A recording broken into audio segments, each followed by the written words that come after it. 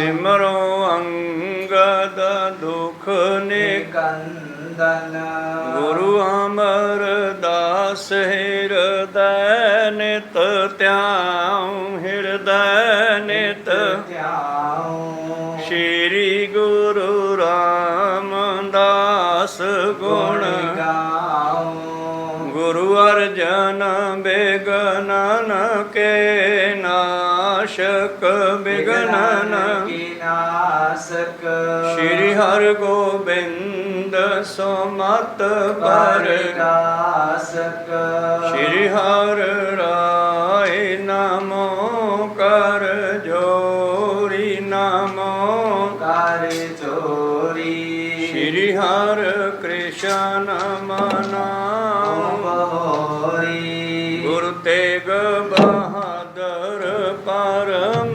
ਕਿਰਪਾਲ ਪਰਮ ਕਿਰਪਾਲਾ ਸ਼੍ਰੀ ਗੁਰੂ ਗੋਬਿੰਦ ਸਿੰਘ ਵਿਸਾਲਾ ਤਰੋ ਤਰਾ ਪਰ ਪੁਨ ਪੁਨ ਸੀਸਾ ਪੁਨ ਪੁਨ ਸੀਸਾ ਬੰਦੋਂ ਬਾਰ ਬਾਰ ਜਗਦੀਸਾ ਏਕ ਓੰਕਾਰ ਸਤਿਗੁਰੂ ਇਹ ਪ੍ਰਸਾਦ ਸੱਚ ਹੋਏ ਵਾਹਿਗੁਰੂ ਜੀ ਕੀ ਫਤਿਹ ਵਿਘਨ ਹੈ ਵਿਨਾਸ਼ਨ ਸੋਏ ਵਾਹਿਗੁਰੂ ਜੀ ਕੀ ਫਤਿਹ ਵਿਘਨ ਹੈ ਵਿਨਾਸ਼ਨ ਸੋਏ ਦੋਹਰਾ ਜੋ ਮਾਤਾ ਕੇ ਸੇਵਕ ਆਹੇ ਸਦਨ ਪਦਾਰਥ ਸਭ ਤਿਨ ਲਹੇ ਹਠੀ ਸਿੰਘ ਮਥਰਾ ਮੇ ਰਹਿਓ ਗ੍ਰਾਮ ਦੋਹਨ ਮਾਮਲਾ ਲਹਿਓ ਵਾਹਿਗੁਰੂ ਜੀ ਕਾ ਖਾਲਸਾ ਵਾਹਿਗੁਰੂ ਜੀ ਕੀ ਫਤਿਹ। ਆਓ ਗੁਰੂ ਪਿਆਰੇ ਗੁਰੂ ਸਵਾਰੇ ਸਤਸੰਗੀ ਜਨੋ, ਰੋਜ਼ਾਨਾ ਦੀ ਤਰ੍ਹਾਂ ਪਾਤਸ਼ਾਹ ਜੀ ਕੀ ਅਪਾਰ ਕਿਰਪਾ ਬਖਸ਼ਿਸ਼ ਦਾ ਸਦਕਾ ਪਿਛਲੇ ਪਹਿਰਾਂ ਦੇ ਦੀਵਾਨ ਸਜਾਉਂਦੇ ਹੋਏ ਆਪ ਜੀ ਗੁਰੂ ਚਰਨਾਂ ਵਿਖੇ ਹਾਜ਼ਰੀਆਂ ਲਵਾ ਰਹੇ ਹੋ। ਆਓ ਲੜੀਵਾਰ ਇਤਿਹਾਸ ਦੀ ਕਥਾ ਵਿਚਾਰ ਨਾਲ ਜੁੜਨਾ ਕਰੀਏ ਜੀ। ਆਪਾਂ ਵਿਚਾਰਾਂ ਸਰਵਣ ਕਰ ਰਹੇ ਸੀ ਗੁਰੂ ਪਾਤਸ਼ਾਹ ਜੀ ਦੇ ਵੱਡੇ ਮਹਿਲ ਮਾਤਾ ਸੁੰਦਰ ਕੌਰ ਜੀ, ਜਿਨ੍ਹਾਂ ਦਾ ਪਹਿਲਾ ਨਾਮ ਮਾਤਾ ਸੁੰਦਰੀ ਹੈ, ਦਿੱਲੀ ਦੇ ਵਿੱਚ ਆਪਣੀ ਆਜੂ ਨੂੰ ਸੰਪੂਰਨ ਭੋਗਦੇ ਹੋਏ ਲਗਭਗ ਤਿਥ ਇਕਾਦਸ਼ੀ ਵਾਲੇ ਦਿਨ ਆਪਣੇ ਸਰੀਰ ਦਾ ਤਿਆਗ ਕੀਤਾ ਹੈ। 1700 ਤੋਂ 1800 ਦੇ ਵਿਚਾਲੇ ਗੁਰੂ ਪਿਆਰਿਓ ਬਹਾਦਰ ਸ਼ਾਹ ਦਾ ਰਾਜ ਖਤਮ ਹੋ ਗਿਆ ਸੀ। ਉਹਨਾਂ ਦਿਨਾਂ ਦੇ ਵਿੱਚ ਨਾਦਰ ਸ਼ਾਹ ਆ ਗਿਆ ਸੀ ਤੇ ਨਾਦਰ ਸ਼ਾਹ ਤੋਂ ਬਾਅਦ ਅਹਿਮਦ ਸ਼ਾਹ ਅਬਦਾਲੀ ਵੀ ਆਇਆ। ਇਹ ਵਿਚਾਰਾਂ ਆਪਾਂ ਸਰਵਣ ਕਰ ਰਹੇ ਸੀ। ਜਿਸ ਘਰ ਵਿੱਚ ਮਾਤਾ ਜੀ ਰਹਿੰਦੇ ਸਨ, ਉਸ ਘਰ ਨੂੰ ਤੇ ਉਸ ਘਰ ਦੇ ਸਮਾਨ ਨੂੰ ਉਹਨਾਂ ਦੇ ਸਿੱਖਾਂ ਸੇਵਕਾਂ ਵਿੱਚ ਵੰਡ ਦਿੱਤਾ ਗਿਆ। ਦਿੱਲੀ ਵਾਲਾ ਘਰ ਤੇ ਜਿਹੜਾ ਹੱਠੀ ਸਿੰਘ ਸੀਗਾ, ਗੋਦ ਲਏ ਪੁੱਤਰ ਅਜੀਤ ਸਿੰਘ ਦਾ ਪੁੱਤਰ, ਉਹ ਮਥੁਰਾ ਵਿੱਚ ਹੀ ਰਹਿ ਗਿਆ ਹੈ। ਮਾਤਾ ਜੀ ਨੇ ਦਿੱਲੀ ਆ ਕੇ ਸਰੀਰ ਤੇ ਆ ਗਿਆ ਤੇ ਉਹਨਾਂ ਦੇ ਸਰੀਰ ਦਾ ਅੰਤਮ ਸੰਸਕਾਰ ਸਤਿਗੁਰੂ ਹਰਿਕ੍ਰਿਸ਼ਨ ਮਹਾਰਾਜ ਜੀ ਦੇ ਅਸਥਾਨ ਦੇ ਨੇੜੇ ਹੋਇਆ। ਅੱਗੇ ਕੀ ਹੋਇਆ ਇਹ ਵਿਚਾਰਾਂ ਹੁਣ ਆਪਾਂ ਆਰੰਭ ਕਰਕੇ ਸਰਵਣ ਕਰਦੇ ਹਾਂ। ਉਸ ਤੋਂ ਪਹਿਲਾਂ ਆਪਣੀਆਂ ਤੇ ਦਾਸਾਂ ਦੀਆਂ ਗੁਰੂ ਚਰਨਾਂ ਵਿੱਚ ਲਵਾਓ ਹਾਜ਼ਰੀਆਂ। ਗੁਰੂ ਕਾ ਬਖਸ਼ਿਆ ਫਤਿਹ ਦਾ ਨਾਰਾ ਕਰੋ ਬੁਲੰਦ ਗੱਜ ਕੇ ਆਖੋ ਜੀ ਵਾਹਿਗੁਰੂ ਜੀ ਕਾ ਖਾਲਸਾ ਵਾਹਿਗੁਰੂ ਜੀ ਕੀ ਫਤਿਹ। ਦੋਹਰਾ ਜੋ ਮਾਤਾ ਕੀ ਸੇਵਕ ਆਹੇ ਸਦਨ ਪਦਾਰਥ ਸਭ ਤਿਨ ਲਹੇ। ਹਾਂ, ਜੋ ਮਾਤਾ ਦੇ ਘਰ ਦਾ ਸਮਾਨ ਸੀਗਾ, ਵਸਤੂਆਂ ਸਨ, ਕਹਿੰਦੇ ਜਿਹੜੇ ਸੇਵਾਦਾਰ ਸੇਵਾ ਕਰਦੇ ਸੀ ਮਾਤਾ ਜੀ ਦੀ, ਉਹ ਸਾਰਾ ਸਮਾਨ ਉਹਨਾਂ ਨੂੰ ਦੇਣਾ ਕੀਤਾ ਜੀ। ਹਠੀ ਸਿੰਘ ਮਥੁਰਾ ਮੇ ਰਹਿਓ ਗ੍ਰਾਮ ਦੋਹਨ ਮਾਮਲਾ ਲਹਿਓ। ਔਰ ਹੱਠੀ ਸਿੰਘ ਜਿਹੜਾ ਹੈ ਉਸ ਦੀ ਸ਼ਾਦੀ ਕਰ ਦਿੱਤੀ ਗਈ ਸੀ। ਉਹ ਆਪਣੇ ਮਥੁਰਾ ਦੇ ਵਿੱਚ ਹੀ ਆਪਣੇ ਪਰਿਵਾਰ ਨਾਲ ਰਹਿਣ ਲੱਗਿਆ। ਕੀਤਕ ਸੰਗਤ ਆਨ ਚੜਾਵੈ, ਕੀਚਤ ਸਿੱਖ ਬਨਨ ਕੋ ਆਵੈ। ਹੁਣ ਹੱਠੀ ਸਿੰਘ ਦੇ ਕੋਲ ਵੀ ਬਹੁਤ ਸਾਰੇ ਲੋਕ ਹੱਠੀ ਸਿੰਘ ਨੂੰ ਆਪਣਾ ਬਾਬਾ ਆਪਣਾ ਗੁਰੂ ਮੰਨਣ ਲੱਗੇ। ਉਹਦੇ ਨਾਲ ਵੀ ਦੁਨੀਆ ਜੁੜਨ ਲੱਗੀ ਸਿਰਫ ਮਾਤਾ ਜੀ ਦੇ ਕਾਰਨ, ਔਰ ਉਸ ਨੂੰ ਆਪਣਾ ਗੁਰੂ ਮੰਨਣ ਲੱਗੇ। ਬਹੁਤ ਸਾਰੇ ਲੋਕ ਉਹਦੇ ਸਿੱਖ ਬਣਨ ਲੱਗੇ। ਤਿਸ ਕੇ ਵੀ ਸੰਗਤ ਕਛ ਹੋਈ, ਦਰਸ਼ਨ ਕਰ ਤਨ ਅਰਪੇ ਸੋਈ। ਹੁਣ ਉਹਦੀ ਵੀ ਕੁਝ ਸੰਗਤ ਬਣ ਗਈ ਹੈ, ਭਾਵ ਉਹਦੇ ਨਾਲ ਵੀ ਕੁਝ ਲੋਕ ਜੁੜ ਗਏ। ਜਿਹੜੇ ਲੋਕ ਉਹਦੇ ਨਾਲ ਜੁੜੇ ਹਨ ਉਸ ਨੂੰ ਮਾਇਆ ਧਨ ਆਦਿ ਅਰਪਣ ਕਰਦੇ ਹਨ। ਸਾਤ ਸੂਰ ਜੋ ਸੰਗ ਬਣਾਏ, ਵਿਆਹ ਆਪਣੋ ਦੀਨ ਕਰਾਏ। ਔਰ ਆਪਣੇ ਨਾਲ ਕਹਿੰਦੇ ਇਸ ਨੇ ਵੀ 60 ਬੰਦੇ ਤਿਆਰ ਕਰ ਲਏ ਜੋ ਇਹਦੇ ਨਾਲ ਹਮੇਸ਼ਾ ਰਹਿੰਦੇ ਆ। ਆਪਣੇ ਪਿਓ ਵਾਲੀ ਲਾਈਨ ਤੇ ਹੀ ਚੱਲ ਪਿਆ ਹੈ। ਸ਼ਾਦੀ ਹੋ ਗਈ ਆ। ਪਹਿਰੇ ਸੰਮਤ ਬਹੁਤ ਬਿਤਾਏ, ਕਾਬਲ ਕੇ ਗਿਰਜੇ ਪੁਨ ਆਏ। ਤਾਂ ਗੁਰੂ ਪਿਆਰਿਓ, ਮਥੁਰਾ ਦੇ ਵਿੱਚ ਇਸ ਨੇ ਕਾਫੀ ਸਮਾਂ ਬਤੀਤ ਕੀਤਾ ਹੈ। ਔਰ ਉੱਥੇ ਠੀਕ ਰੱਖ ਕੇ ਆ ਜਾ, ਕੀ ਫਾਇਦਾ ਇਹਦਾ।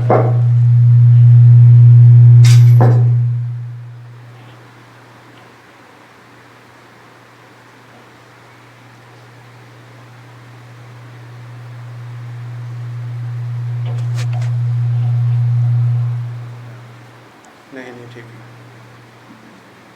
ਹਾਂ, ਮਨੋਵਿਰਤੀਆਂ ਉੱਥੇ ਰੱਖੀਏ, ਗੁਰੂ ਕਿਰਪਾ ਕਰ। ਤਾਂ ਗੁਰੂ ਪਿਆਰਿਓ, ਇਹ ਜਿਹੜਾ ਹੱਠੀ ਸਿੰਘ ਹੈ ਇਹ ਵੀ ਹੁਣ ਬਾਬਾ ਬਣ ਕੇ ਬੈਠਣ ਲੱਗਿਆ। ਜਿੰਨੇ ਕੁ ਮਥੁਰਾ ਦੇ ਭੋਲੇ ਭਾਲੇ ਲੋਕ ਸਨ ਇਸ ਨੂੰ ਗੁਰੂ ਮੰਨਣ ਲੱਗੇ। ਔਰ ਇਸ ਨੇ ਆਪਣੇ ਨਾਲ ਕਾਫੀ ਬੰਦੇ ਜੋੜੇ ਹਨ। 60 ਬੰਦੇ ਇਸ ਨੇ ਆਪਣੇ ਨਾਲ ਇਕੱਠੇ ਰੱਖ ਲਏ, ਜਿਹੜੇ ਕਿ ਇਸ ਦੀ ਰਕਸ਼ਾ ਕਰਦੇ ਹਨ। ਇਸ ਦੀ ਸ਼ਾਦੀ ਹੋ ਗਈ ਆ। ਸਮਾਂ ਬਤੀਤ ਹੁੰਦਾ ਗਿਆ ਤੇ ਫਿਰ ਕੀ ਹੋਇਆ, ਜਿਹੜਾ ਰਾਜ ਹੈ ਉਹ ਗਿਲਜਿਆਂ ਦਾ, ਪਠਾਣਾਂ ਦਾ ਹੋ ਗਿਆ। ਪਹਿਰੇ ਸੰਮਤ ਬਹੁਤ ਬਿਤਾਏ, ਕਾਬਲ ਕੇ ਗਿਰਜੇ ਪੁਨ ਆਏ। ਔਰ ਸਮਾਂ ਬਤੀਤ ਕਰਦਾ ਰਿਹਾ ਹੱਠੀ ਸਿੰਘ ਮਥੁਰਾ ਦੇ ਵਿੱਚ। ਤੇ ਮਥੁਰਾ ਦੇ ਵਿੱਚ ਇੱਕ ਦਿਨ ਇਹ ਪਠਾਨ ਪਹੁੰਚੇ ਹਨ। ਕਾਲ ਜਮਨ ਜੋ ਕ੍ਰਿਸ਼ਨ ਸੰਗਾਰਾ, ਰਹਿਓ ਸੰਕਲਪ ਜਨਮ ਦਿਨ ਧਾਰਾ। ਕਾਲਜਮੁਨ ਨਾਮ ਦਾ ਇੱਕ ਦੈਂਤ ਹੋਇਆ, ਬਾਣੀ ਵਿੱਚ ਵੀ ਲਿਖਿਆ ਉਹਨਾਂ ਦੇ ਬਾਰੇ, ਕਾਲਜਮੁਨ ਦੈਂਤ ਸੰਘਾਰੇ। ਤਾਂ ਕਹਿਣ ਲੱਗੇ ਉਹਦਾ ਕਾਲਜਮੁਨ ਦੈਂਤ ਹੋਇਆ ਨਾ, ਇਸ ਨੂੰ ਕ੍ਰਿਸ਼ਨ ਜੀ ਨੇ ਮਾਰਿਆ ਸੀਗਾ। ਔਰ ਇਸ ਨੇ ਮਰਦੇ ਹੋਏ ਫੁਰਨਾ ਬਣਾ ਲਿਆ ਸੀ ਕਿ ਮੈਂ ਬਦਲਾ ਲਊਂਗਾ। ਮਥੁਰਾ ਕਤਲ ਕਰੋ ਅਰਪੁਰ ਕੋ, ਮਰਤੇ ਰਹੋ ਮਨੋਰਥ ਪੁਰ ਕੋ। ਮਰਦੇ ਮਰਦੇ ਮਨ ਵਿੱਚ ਇਹ ਮਨੋਰਥ ਭਾਵ ਇਹ ਫੁਰਨਾ ਬਣ ਗਿਆ ਕਿ ਮੈਂ ਬਦਲਾ ਲਊਂਗਾ, ਮਥੁਰਾ ਨੂੰ ਖਤਮ ਕਰੂੰਗਾ। ਅਹਿਮਦ ਸ਼ਾਹ ਨਾਮ ਜਿਸ ਭਿਓ, ਪ੍ਰਥਮ ਗੁਰੂ ਦਸ ਮੈਂ ਕਹਿ ਦਿਓ।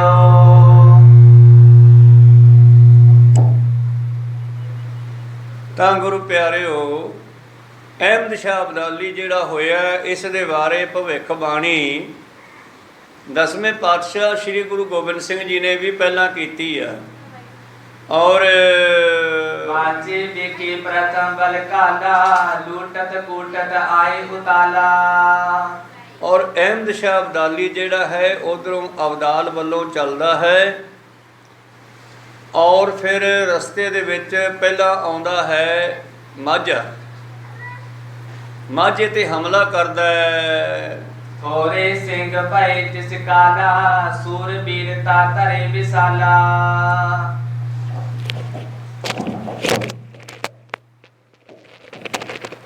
ਤਾਂ ਗੁਰੂ ਪਿਆਰਿਓ, ਹੁਣ ਕੀ ਹੁੰਦਾ ਹੈ, ਉਸ ਵੇਲੇ ਗੁਰੂ ਕੇ ਸਿੰਘ ਥੋੜ੍ਹੇ ਬਹੁਤ ਸਨ ਔਰ ਉਹ ਵੀਰਤਾ ਜੋਸ਼ ਰੱਖਦੇ ਸਨ। ਜਿਸ ਤਰ੍ਹਾਂ ਗੁਰੂ ਪਿਆਰਿਓ, ਖਾਲਸਾ ਕੱਲਾ ਵੀ 1.25 ਲੱਖ ਵਰਗਾ ਹੈ। ਇਸ ਤਰ੍ਹਾਂ ਜਿਹੜੇ ਥੋੜ੍ਹੇ ਬਹੁਤ ਸਿੰਘ ਸਨ ਉਹ ਉਸ ਵੇਲੇ ਵੱਸਦੇ ਸਨ। ਜਦੋਂ ਅਹਿਮਦ ਸ਼ਾਹ ਅਬਦਾਲੀ ਨੇ ਆ ਕੇ ਮਾਝੇ ਦੇ ਵਿੱਚ ਹਮਲਾ ਕੀਤਾ ਪਹਿਲੀ ਵਾਰ, ਰਨ ਕਾਲਿਓ ਸਨਮੁਖ ਰਿਪ ਹੋਏ, ਸੈਨਾ ਅਧਿਕ ਕਰੇ ਕਿਆ ਸੋਏ। ਗੁਰੂ ਪਿਆਰਿਓ, ਪਰ ਥੋੜੇ ਸਿੰਘ ਸਨ ਮਾਝੇ ਦੇ ਇਲਾਕੇ 'ਚ। ਸੈਨਾ ਅਹਿਮਦ ਸ਼ਾਹ ਅਬਦਾਲ ਦੇ ਨਾਲ ਕਾਫੀ ਸੀ। तो हजारन की हत प्राणा, करियो दुष्ट को कष्ट महाना। ਪਰ ਉਹਨਾਂ ਥੋੜੇ ਸਿੰਘਾਂ ਨੇ ਵੀ ਅਹਿਮਦ ਸ਼ਾਹ ਅਬਦਾਲੀ ਦਾ ਨੱਕ ਮੋੜਿਆ। ਉਹਰੇ ਹਜ਼ਾਰਾਂ ਹੀ ਪਠਾਨਾਂ ਦਾ ਖਾਤਮਾ ਕੀਤਾ ਹੈ। ओरे बहुत गिने न सिंह, निरपे लड़े जिम कानन सिंह। ਔਰ ਗੁਰੂ ਕੇ ਸਿੰਘ ਲੜਦੇ ਹੋਏ ਫਿਰ ਗਿਣਤੀ ਨਹੀਂ ਕਰਦੇ ਵੀ ਸਾਡੀ ਗਿਣਤੀ ਘੱਟ ਹੈ ਜਾਂ ਵੱਧ ਹੈ। ਜਿਵੇਂ ਹੁਣ ਚਮਕੌਰ ਦੀ ਗੜੀ ਦੀ ਗੱਲ ਕਰੀਏ ਤਾਂ ਗੁਰੂ ਪਿਆਰਿਓ, ਉਹਦੇ ਵਿੱਚ ਜਿਹੜੇ ਸਿੰਘ ਹਨ ਉਹ 40 ਹੈ ਸਮੇਤ ਸਤਿਗੁਰਾਂ ਦੇ। ਔਰ ਬਾਹਰ ਜਿਹੜੀ ਫੌਜ ਆ ਉਹ ਲੱਖਾਂ ਦੀ ਗਿਣਤੀ 'ਚ ਹੈ। ਪਰ ਫਿਰ ਵੀ ਉੱਥੇ ਖਾਲਸੇ ਦੀ ਜਿੱਤ ਹੋਈ ਆ। ਸਤਿਗੁਰਾਂ ਦੀ ਵਿਉਂਤਬੰਦੀ ਹੈ ਕਿ ਉਸ ਵਿਉਂਤਬੰਦੀ ਦੇ ਨਾਲ ਸਿੰਘਾਂ ਨੇ ਲਗਾਤਾਰ ਜੰਗ ਕੀਤਾ ਤੇ ਲੱਖਾਂ ਹੀ ਇਹਨਾਂ ਦੀ ਫੌਜ ਜਿਹੜੀ ਹੈ ਚਮਕੌਰ ਦੀ ਗੜੀ ਦੇ ਆਸੇ-ਪਾਸੇ ਵੱਢ ਕੇ ਲੰਮੀ ਪਾ ਦਿੱਤੀ। ਭਾਵੇਂ ਕਿ ਉਹਨਾਂ ਦੇ ਵਿੱਚੋਂ 35 ਸਿੰਘ ਸ਼ਹੀਦ ਵੀ ਹੋ ਗਏ ਸਮੇਤ ਸਾਹਿਬਜ਼ਾਦਿਆਂ ਦੇ। 5 ਸਿੰਘ ਬਚੇ, 3 ਸਤਿਗੁਰਾਂ ਦੇ ਨਾਲ ਚਲੇ ਗਏ ਸਨ ਤੇ 2 ਦੀ ਡਿਊਟੀ ਪਾਤਸ਼ਾਹ ਜੀ ਨੇ ਗੜੀ ਵਿੱਚ ਲਾ ਦਿੱਤੀ ਸੀ। ਉਹ ਵੀ ਉੱਥੇ ਬਾਅਦ ਵਿੱਚ ਸ਼ਹੀਦ ਹੋ ਗਏ ਜੰਗ ਕਰਦੇ ਹੋਏ। ਸਤਿਗੁਰੂ ਪਾਤਸ਼ਾਹ ਜੀ ਬਖਸ਼ਿਸ਼ ਕਰਦੇ ਹਨ, ਕਹਿੰਦੇ ਅਹਿਮਦ ਸ਼ਾਹ ਅਬਦਾਲੀ ਜਦੋਂ ਪਹਿਲੀ ਵਾਰ ਆਇਆ ਤੇ ਇਸ ਨੇ ਆ ਕੇ ਮਾਝੇ ਤੇ ਹਮਲਾ ਕੀਤਾ। ਮਾਝੇ ਦੇ ਸਿੰਘਾਂ ਨੇ ਇਸ ਦਾ ਚੰਗਾ ਜਿਹੜਾ ਗੁਰੂ ਪਿਆਰਿਓ ਆਓ ਭਗਤ ਕੀਤੀ, ਭਾਵੇਂ ਦੇ ਹਜ਼ਾਰਾਂ ਬੰਦਿਆਂ ਨੂੰ ਖਤਮ ਕਰ ਦਿੱਤਾ ਹੈ ਜੀ। घेर ली निक थान कनेरे, सिर काटी सबके तिस बेरे। ਹੁਣ ਅਹਿਮਦ ਸ਼ਾਹ ਅਬਦਾਲੀ ਨੇ ਫਿਰ ਗੁਰੂ ਪਿਆਰਿਓ ਘੇਰਾ ਪਾ ਕਰਕੇ ਮਾਝੇ ਦੇ ਇਲਾਕੇ ਵਿੱਚ ਸਿੰਘਾਂ ਨੂੰ ਜੰਗਲਾਂ ਦੇ ਵਿੱਚ ਘੇਰ ਲਿਆ। ਪਹਿਲੀ ਵਾਰ ਹੋਇਆ ਇਸ ਦੇ ਨਾਲ ਕਿਸੇ ਨੇ ਇਸ ਨੂੰ ਰੋਕਿਆ, ਨਹੀਂ ਤਾਂ ਪਹਿਲਾਂ ਇਹਨੇ 16-17 ਵਾਰੀ ਇਸ ਭਾਰਤ ਨੂੰ ਲੁੱਟਿਆ। ਮੰਦਿਰਾਂ ਦੇ ਵਿੱਚੋਂ ਸੋਨਾ ਚਾਂਦੀ ਹੀਰੇ ਜਵਾਹਰ ਲੁੱਟ ਕੇ ਲਗਿਆ। ਭਾਰਤ ਦੀਆਂ ਇਸ ਦੇਸ਼ ਦੀਆਂ ਇਸਤਰੀਆਂ ਲੜਕੀਆਂ ਨੂੰ ਵੀ ਲੈ ਜਾਂਦਾ ਬੰਨ੍ਹ ਕੇ, ਔਰ ਗਜਨੀ ਦੇ ਬਾਜ਼ਾਰਾਂ ਵਿੱਚ ਟਕੇ ਨੂੰ ਵੇਚਦਾ ਹੈ। ਪਰ ਜਦੋਂ ਗੁਰੂ ਗੋਬਿੰਦ ਸਿੰਘ ਮਹਾਰਾਜ ਨੇ ਖਾਲਸਾ ਫੌਜਾਂ ਦੀ ਸਾਜਨਾ ਕਰ ਦਿੱਤੀ, ਉਸ ਤੋਂ ਬਾਅਦ ਜਦੋਂ ਹੁਣ ਅਹਿਮਦ ਸ਼ਾਹ ਅਬਦਾਲੀ ਆਇਆ ਚੜ੍ਹ ਕੇ ਤੇ ਉਸ ਦਾ ਫਿਰ ਰਾਹ ਰੋਕਿਆ ਸਿੰਘਾਂ ਨੇ। ਤੇ ਅਹਿਮਦ ਸ਼ਾਹ ਅਬਦਾਲੀ ਨੇ ਫਿਰ ਗੁਰੂ ਪਿਆਰਿਓ ਭਾਵੇਂ ਉਹਨਾਂ ਥੋੜੇ ਸਿੰਘਾਂ ਦਾ ਸ਼ਹੀਦੀ ਕਰ ਦਿੱਤੀ ਆ, ਉਹਨਾਂ ਨੂੰ ਸ਼ਹੀਦ ਕਰ ਦਿੱਤਾ, ਪਰ ਉਹਨਾਂ ਨੇ ਉਹਨੂੰ 2 ਹੱਥ ਵਿਖਾਏ ਆ। ਇਹਦੇ ਹਜ਼ਾਰਾਂ ਪਠਾਨ ਹਜ਼ਾਰਾਂ ਫੌਜੀ ਮਾਰੇ ਗਏ। 20,000 गिनत में आए, कित कित रहे ना दृष्टि आए। ਔਰ ਉਸ ਜੰਗ ਦੇ ਵਿੱਚ ਕਹਿੰਦੇ ਲਗਭਗ 20,000 ਸਿੰਘ ਜਿਹੜਾ ਸੀਗਾ ਅਹਿਮਦ ਸ਼ਾਹ ਅਬਦਾਲੀ ਨਾਲ ਜੰਗ ਕਰਦਾ ਹੋਇਆ ਸ਼ਹੀਦ ਹੋ ਗਿਆ। इस रन को अब लो नर लहै, कल्लू कारा नाम सो कहै। ਤੋ ਉਸ ਨੂੰ ਅਸੀਂ ਘੱਲੂਘਾਰਾ ਕਹਿੰਦੇ ਆ, ਛੋਟਾ ਤੇ ਵੱਡਾ। ਇੱਕ ਛੋਟਾ ਘੱਲੂਘਾਰਾ ਇਹ ਮਾਝੇ 'ਚ ਹੋਇਆ ਤੇ ਦੂਸਰਾ ਵੱਡਾ ਘੱਲੂਘਾਰਾ ਜਿੱਥੇ 30,000 ਸਿੰਘ ਤੇ ਬੱਚੇ ਬੀਬੀਆਂ ਸ਼ਹੀਦ ਹੋਏ। ਕੋਪਰ ਹੀੜਾ ਜੋ ਮਲੇਰਕੋਟਲੇ ਦੇ ਨੇੜੇ ਪੈਂਦਾ, ਉੱਥੇ ਗੁਰੂ ਪਿਆਰੂ ਸਿੰਘਾਂ ਨੇ ਇਕੱਤਰ ਹੋ ਕੇ ਇਸ ਨੂੰ ਰੋਕਣਾ ਕੀਤਾ ਸੀ ਤੇ ਉੱਥੇ 30,000 ਫੌਜ ਸਿੰਘਾਂ ਦੀ ਸ਼ਹੀਦ ਹੋਈ ਆ। ਪਰ ਅਹਿਮਦ ਸ਼ਾਹ ਅਬਦਾਲੀ ਨੂੰ ਹੱਥ ਵਿਖਾਏ ਚੰਗੇ। रापुर में मलेश फिर होए, सिंह होन न पावे कोई। ਹੁਣ ਲਾਹੌਰ ਦੇ ਵਿੱਚ ਮਲੇਸ਼ੀਆ ਦਾ ਰਾਜ ਹੋ ਗਿਆ। ਪਹਿਲਾਂ ਸੀਗਾ ਔਰੰਗਜ਼ੇਬ ਦਾ, ਬਹਾਦਰ ਸ਼ਾਹ ਦਾ ਰਾਜ, ਹੁਣ ਇਹਨਾਂ ਦਾ ਰਾਜ ਹੋ ਗਿਆ, ਨਾਦਰ ਸ਼ਾਹ ਵਰਗਿਆਂ ਦਾ, ਅਹਿਮਦ ਸ਼ਾਹ ਵਰਗਿਆਂ ਦਾ। ਔਰ ਸਿੰਘ ਜਿਹੜੇ ਹਨ ਹੁਣ ਇਕੱਠੇ ਨਹੀਂ ਰਹਿ ਸਕਦੇ, ਜੰਗਲਾਂ ਵਿੱਚ ਰਹਿਣ ਲੱਗੇ, ਘੋੜਿਆਂ ਦੀਆਂ ਕਾਠੀਆਂ ਤੇ ਸੌਣ ਲੱਗੇ। पंच रहित पन सिर के करे, बाटे दुष्ट दृष्ट जह परे। ਹੁਣ ਇਹਨਾਂ ਨੇ ਗੁਰੂ ਪਿਆਰਿਓ ਪਤਾ ਕੀ ਕੀਤਾ, ਸਿੰਘਾਂ ਨੂੰ ਮੁਕਾਉਣ ਦਾ ਤਹਈਆ ਕਰ ਲਿਆ, ਬਈ ਸਿੰਘਾਂ ਨੂੰ ਖਤਮ ਕਰਨਾ। ਤੇ ਇਸ ਨੇ ਉਸ ਵੇਲੇ ਸ਼ੁਰੂਆਤ 'ਚ ਜਿਹੜਾ ਸਾਨੂੰ ਸਿੱਖਾਂ ਦਾ ਸਿਰ ਵੱਢ ਕੇ ਲਿਆ ਕੇ ਦੇਊਗਾ ਉਹਨੂੰ 5 ਰੁਪਏ ਦੇਵਾਂਗੇ। ਇਸ ਤਰ੍ਹਾਂ ਗੁਰੂ ਪਿਆਰਿਓ ਮੁੱਲ ਪਾਤਾ। ਹੁਣ ਲਾਲਚ ਵਿੱਚ ਆ ਕੇ ਜਿਹੜੇ ਲੁਟੇਰੇ ਲੋਕ ਸਨ ਉਹ ਗੁਰੂ ਪਿਆਰਿਓ ਇਸ ਲਾਲਚ ਵਿੱਚ ਆ ਕਰਕੇ ਜਦੋਂ ਕਿਤੇ ਕੱਲਾ ਦੁਕੱਲਾ ਸਿੱਖ ਟੱਕਰਦਾ ਉਹਦਾ ਸਿਰ ਕੱਟ ਕੇ ਲੈ ਜਾਂਦੇ। ਇੱਥੋਂ ਤੱਕ ਕਿ ਲੜਕੀਆਂ ਦੇ ਵੀ ਸਿਰ ਕੱਟ ਕੇ ਲੈ ਜਾਂਦੇ। ਜੇ ਉਹ ਪੁੱਛਦੇ ਵੀ ਇਹ ਤਾਂ ਦਾੜੀ ਨਹੀਂ ਆਈ, ਉਹ ਕਹਿੰਦੇ ਜੀ ਬਿਨਾਂ ਦਾੜੀ ਆਏ ਬੱਚਾ ਸੀਗਾ, ਛੋਟਾ ਸੀਗਾ, ਇਹ ਬੱਚਾ ਸਿੱਖਾਂ ਦਾ ਹੀ ਆ। ਇਸ ਤਰ੍ਹਾਂ ਲੋਕਾਂ ਨੇ ਲਾਲਚ ਵਿੱਚ ਆ ਕੇ ਪੈਸੇ ਲੈਣ ਦੇ ਪਿੱਛੇ ਸਿੱਖਾਂ ਨੂੰ ਕਤਲ ਕਰਨਾ ਸ਼ੁਰੂ ਕੀਤਾ। ਲਾਪੁਰ ਮੇ ਮਲੇਸ਼ ਫਿਰ ਹੋਏ, ਸਿੰਘ ਹੋਣ ਨੈ ਪਾਵੈ ਕੋਏ। ਤਾਂ ਇਸ ਤਰ੍ਹਾਂ ਲਾਹੌਰ ਦੇ ਵਿੱਚ ਗੁਰੂ ਪਿਆਰਿਓ ਇਹਨਾਂ ਦਾ ਰਾਜ ਹੋ ਗਿਆ। ਅਹਿਮਦ ਸ਼ਾਹ ਅਬਦਾਲੀ ਲਾਹੌਰ ਟਿਕਿਆ।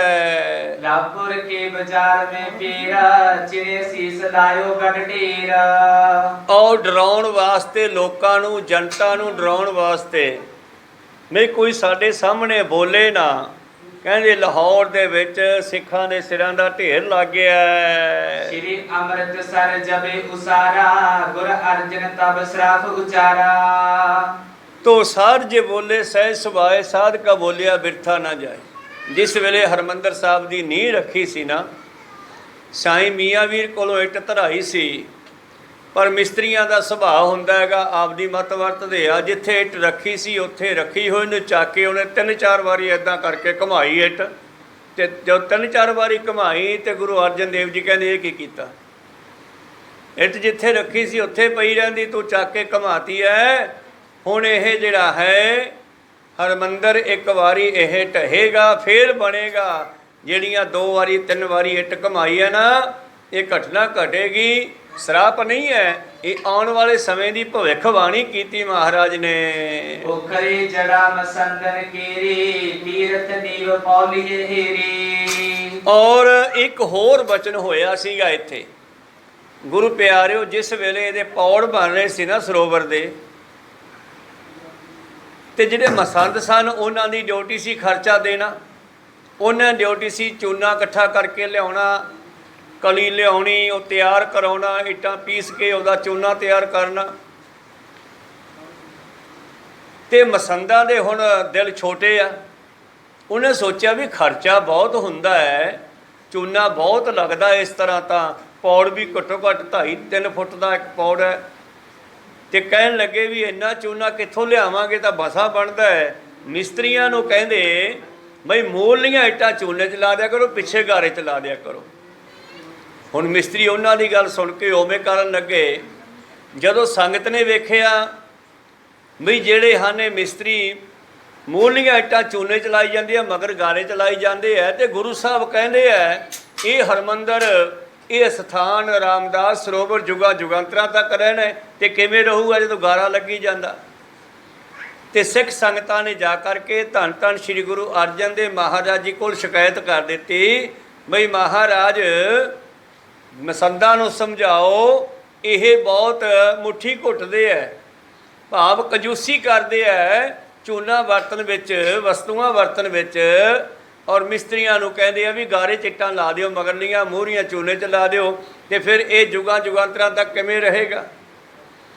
ਸਤਿਗੁਰੂ ਅਰਜਨ ਦੇਵ ਮਾਨ ਨੇ ਉਹਨਾਂ ਮਸੰਦਾਂ ਨੂੰ ਬੁਲਾਇਆ, ਮਿਸਤਰੀਆਂ ਨੂੰ ਸੱਦਿਆ ਬਈ ਫਿਕਰ ਨਾ ਕਰੋ ਖਰਚੇ ਦਾ, ਖਰਚਾ ਬਹੁਤ ਆ ਜਾਊਗਾ, ਮਾਇਆ ਬਹੁਤ ਆਉਂਦੀ ਹੈ ਇੱਥੇ, ਤੁਸੀਂ ਹਰ ਚੀਜ਼ ਵਧੀਆ ਮਜ਼ਬੂਤ ਬਣਾਓ, ਗਾਰਾ ਨਹੀਂ ਲਾਉਣਾ।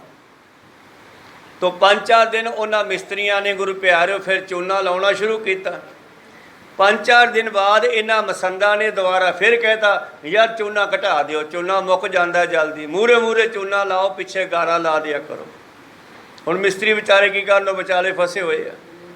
ਉਹਨਾਂ ਨੇ ਫਿਰ ਉਵੇਂ ਕਰਨਾ ਸ਼ੁਰੂ ਕੀਤਾ। ਸਿੱਖ ਸੰਗਤਾਂ ਨੇ ਫਿਰ ਜਾ ਕੇ ਸ਼ਿਕਾਇਤ ਲਾਈ, ਮਹਾਰਾਜ ਜੀ ਸਮਝਾਓ ਇਹਨਾਂ ਮਸੰਦਾਂ ਨੂੰ। ਇਹਨਾਂ ਨੇ ਫਿਰ ਮਿਸਤਰੀਆਂ ਨੂੰ ਗਾਰਾ ਲਾਉਣ ਲਾਤਾ। ਤਾਂ ਗੁਰੂ ਪਿਆਰਿਓ ਸਤਿਗੁਰਾਂ ਨੇ ਫਿਰ ਸੱਦੇ, ਕਹਿੰਦੇ ਵੀ ਕੀ ਗੱਲ ਹੈ, ਤੁਹਾਨੂੰ ਕਹਿਤਾ ਜਦੋਂ ਕਿਸੇ ਚੀਜ਼ ਦਾ ਘਾਟਾ ਨਹੀਂ ਹੈ, ਵਧੀਆ ਕੰਮ ਕਰੋ, ਚੂਨਾ ਲਾਓ ਸਾਰੀਆਂ ਇੱਟਾਂ 'ਚ। 5-4 ਦਿਨ ਫਿਰ ਲਾਈਆਂ ਤੇ ਫਿਰ ਉੱਥੇ ਹੀ ਘੜੀ ਆ ਗਈ। ਫਿਰ ਉਵੇਂ ਕਰਨ ਲੱਗੇ। ਫਿਰ ਕਿਤੇ ਸ਼ਿਕਾਇਤ ਲਾਈ ਸੰਗਤਾਂ ਨੇ, ਪਾਤਸ਼ਾਹ ਕਹਿੰਦੇ ਛੱਡੋ ਖਾਲਸਾ ਜੀ, ਸਿੱਖੋ, ਸਾਧ ਸੰਗਤ ਜੀ ਛੱਡੋ।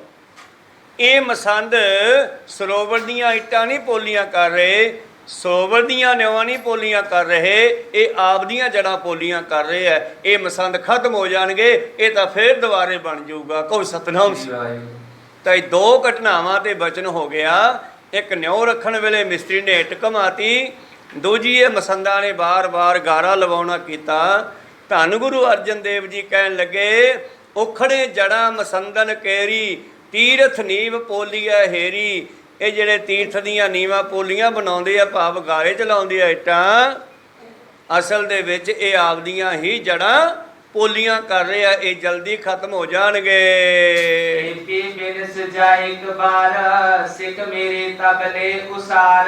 ਇਹ ਮਸੰਦ ਵੀ ਖਤਮ ਹੋਣਗੇ ਔਰ ਇਹ ਬਿਲਡਿੰਗਾਂ ਵੀ ਦੁਬਾਰੇ ਬਣ ਗਈਆਂ। ਹੁਣ ਤਾਂ ਜਿਹੜੀਆਂ ਬਣ ਗਈਆਂ, ਪਰ ਆਉਣ ਵਾਲਾ ਸਮਾਂ ਮੇਰੇ ਸਿੱਖ ਆਉਣਗੇ ਐਸੇ ਜਿਹੜੇ ਇਹਨਾਂ ਨੂੰ ਦੁਬਾਰਾ ਬਣਾਉਣਗੇ। ਇਸ ਹਿਤ ਅਹਿਮਦ ਤੈ ਚਲੇ ਆਇਓ, ਹਰ ਮੰਦਰ ਬਾਰੂ ਉਡਾਇਓ। ਤਾਂ ਇਹ ਜਿਹੜੀ ਹੈ ਕਾਲਸ ਦਾ ਟਿੱਕਾ ਅਹਿਮਦ ਸ਼ਾਹ ਅਬਦਾਲੀ ਨੂੰ ਮਿਲਿਆ। ਉਸ ਨੇ ਗੁਰੂ ਪਿਆਰੋ ਇੱਥੇ ਹਮਲੇ ਕੀਤੇ ਔਰ ਹਰਮੰਦਰ ਸਾਹਿਬ ਦੀਆਂ ਸਾਰੀਆਂ ਇੱਟਾਂ ਜਿਹੜੀਆਂ ਸਨ, ਸਰੋਵਰ ਦੇ ਪੌੜ, ਉਹ ਇਹਨੇ ਪਟਵਾ ਦਿੱਤੇ। ਸਾਰੀਆਂ ਇੱਟਾਂ ਪਟਵਾ ਦਿੱਤੀਆਂ ਔਰ ਇਸ ਤਰ੍ਹਾਂ ਵਾਜੂ ਨਾਲ, ਭਾਵ ਵਿਰੋਧ ਦੇ ਨਾਲ ਇਹਨਾਂ ਨੇ ਹਰਮੰਦਰ ਸਾਹਿਬ ਦਾ ਨੁਕਸਾਨ ਵੀ ਕਰ ਦਿੱਤਾ। ਸਭ ਸੁਪਾਨ ਪੀ ਗਈ ਉਕੀਰ, ਤਾਲ ਭਰਿਓ ਮ੍ਰਿਤਕਾ ਚੌਫੀਰ। ਔਰ ਇੱਟਾਂ ਪੱਟ ਦਿੱਤੀਆਂ। ਆਸ਼ਾ ਦਾ ਬਚਨ ਹੋਇਆ ਸੀ, ਉਹਨੂੰ ਕੋਈ ਤਾਂ ਪਟੂ ਉਹਨਾਂ ਨੂੰ। ਇਸ ਕਰਕੇ ਇਹ ਕੰਮ ਅਹਿਮਦ ਸ਼ਾਹ ਦੇ ਲੇਖੇ ਆਇਆ। ਤਾਂ ਇਸ ਨੇ ਕਹਿੰਦੇ ਸਾਰੀਆਂ ਪੌੜਾਂ ਦੀਆਂ ਇੱਟਾਂ ਵੀ ਪੱਟ ਦਿੱਤੀਆਂ ਔਰ ਗੁਰੂ ਪਿਆਰਿਓ ਇਸ ਨੇ ਜਿਹੜਾ ਹੈ ਉਸ ਸਰੋਵਰ ਦੇ ਵਿੱਚ ਮਿੱਟੀ ਭਰਵਾ ਦਿੱਤੀ ਆ। ਉਪਰ ਲਾਂਗੁਲ ਕੋ ਫਿਰਵਾਹੀ, ਖੇਤੀ ਤਿਸ ਥਲ ਦਈ ਬਜਾਏ। ਲਾਂਗੁਲ ਕਹਿੰਦੇ ਆ ਹਲ ਨੂੰ। ਕਹਿੰਦੇ ਇਸ ਅਹਿਮਦ ਸ਼ਾਹ ਅਬਦਾਲੀ ਨੇ ਆਪਣੇ ਰਾਜ ਵਿੱਚ ਉਹ ਜਗ੍ਹਾ ਦੇ ਉੱਤੇ ਹਲ ਚਲਵਾ ਕਰਕੇ ਫਸਲ ਵਜਵਾ ਦਿੱਤੀ ਆ। ਦੇਸ਼ ਉਜਾਰਤ ਲਾਗਤ ਤਾਇਓ, ਡੇਰਾਪੁਰ ਮਥਰਾ ਡਿਗ ਪਾਇਓ। ਤੋ ਗੁਰੂ ਸਾਹਿਬ ਜੀ ਵੀ ਕਹਿੰਦੇ ਸਨ ਕਿ ਜਿਹੜਾ ਕਾਲਜਮੁਨ ਕ੍ਰਿਸ਼ਨ ਨੇ ਮਾਰਿਆ ਸੀ ਨਾ, ਉਹ ਦੈਂਤ, ਉਹ ਦੁਬਾਰੇ ਫੇਰ ਆਊਗਾ।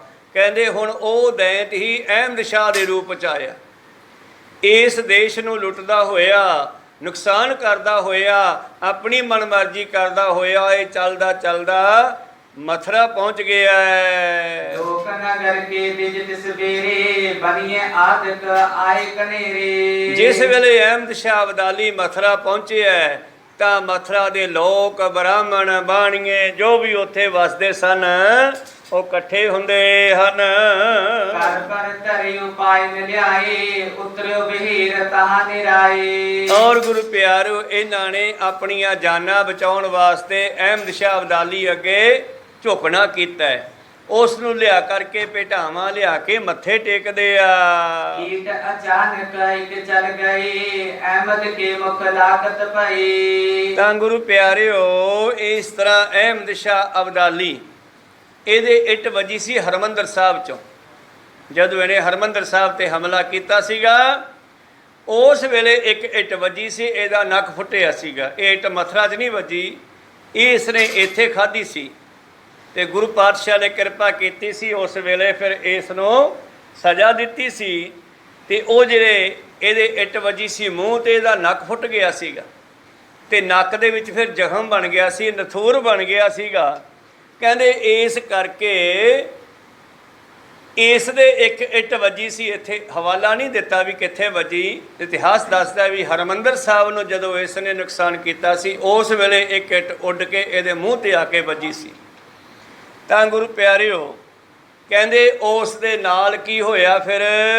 ਇਸ ਕਰ ਲੋਕਨ ਕੀ ਦਿਸ ਹੀਰਾ, ਕਰਿਓ ਹੁਕਮ ਕਟਿਆ ਇਸ ਬੇਰਾ। ਔਰ ਇਸ ਦੇ ਜਦ ਇੱਟ ਵੱਜੀ ਮੂੰਹ ਤੇ ਆ ਕੇ ਤੇ ਇਸ ਨੇ ਗੁੱਸਾ ਕੀਤਾ ਤੇ ਕਹਿੰਦੇ ਇਸ ਨੇ ਹੁਕਮ ਦਿੱਤਾ ਫੌਜ ਨੂੰ ਵੱਢ ਦਿਓ ਸਾਰਿਆਂ ਨੂੰ। ਤਾਏ ਮਲੇਸ਼ ਪਰੇ ਤਬ ਕੈਸੇ, ਮਿਰਗਾ ਬਲ ਪਰ ਕੇਰ ਜੈਸੇ। ਔਰ ਇਸੇ ਤਰ੍ਹਾਂ ਇਹ ਭਾਰਤ ਵਰਸ਼ ਨੂੰ ਲੁੱਟਦਾ ਹੋਇਆ ਮਥੁਰੇ ਪਹੁੰਚਿਆ ਤੇ ਮਥੁਰਾ ਜਾ ਕੇ ਵੀ ਇਸ ਨੇ ਹਮਲਾ ਕੀਤਾ।